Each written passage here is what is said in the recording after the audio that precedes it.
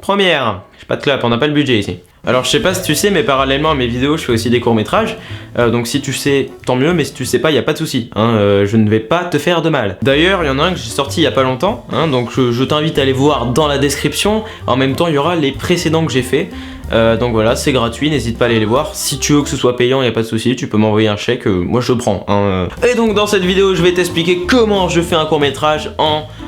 Je ne sais pas combien d'étapes, mais il y en a plusieurs, ouais. Étape numéro 1, l'écriture. Et oui, parce que contrairement à ce que certaines personnes peuvent penser, une vidéo ça ne se fait pas en 2 secondes. On n'est pas là tranquillement chez nous et d'un coup, oh on a une idée, alors du coup on la marque sur notre ordinateur, on se filme en disant 2-3 conneries et après on met ça sur YouTube. C'est beaucoup plus long.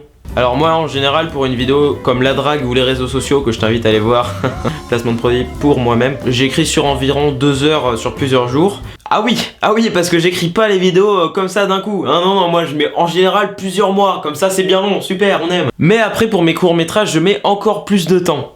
Pour vous donner une idée, Style, j'ai commencé à l'écrire en août 2015 et j'ai fini de l'écrire vers mars 2016. Voilà, on désespère pas. Étape numéro 2. Oh, pas mal. Je suis fier. Le tournage, et oui parce que c'est la partie la plus longue mais c'est aussi la plus intéressante. C'est surtout celle où on se marre le plus, on rigole vraiment beaucoup sur mes tournages. Vraiment.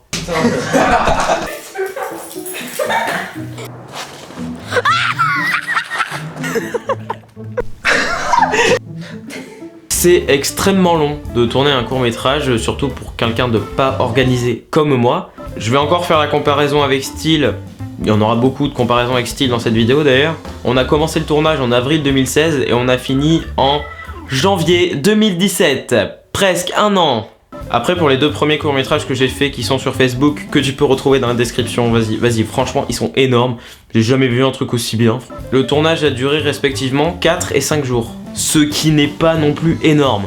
Mais même sur un tournage étalé sur presque 1 an comme celui que je viens de faire où il y a beaucoup de stress, de fatigue parce qu'on doit reporter des jours des fois parce que les acteurs ils sont pas là parce qu'on oh tiens on va faire cette scène là, oui mais le cousin du père du chien n'est pas là, ah bon on reporte à ce jour là, bah non Tati Yvette elle fait raclette avec son... Et ben même sur un gros tournage comme ça, je peux pas vous décrire la sensation que c'est, tellement c'est bien pouvoir partager ça avec ses potes, de rire sans s'arrêter, de pouvoir dire à un acteur va me chercher un coca s'il te plaît, ça rattrapera peut-être le fait que tu joues extrêmement mal.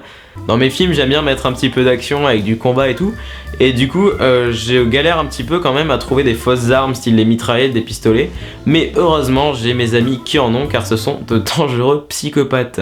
Quelquefois j'utilise des effets spéciaux dans mes films, alors ils sont plus ou moins bien faits, on est d'accord, mais du coup dans le court-métrage ça peut être stylé, mais en vrai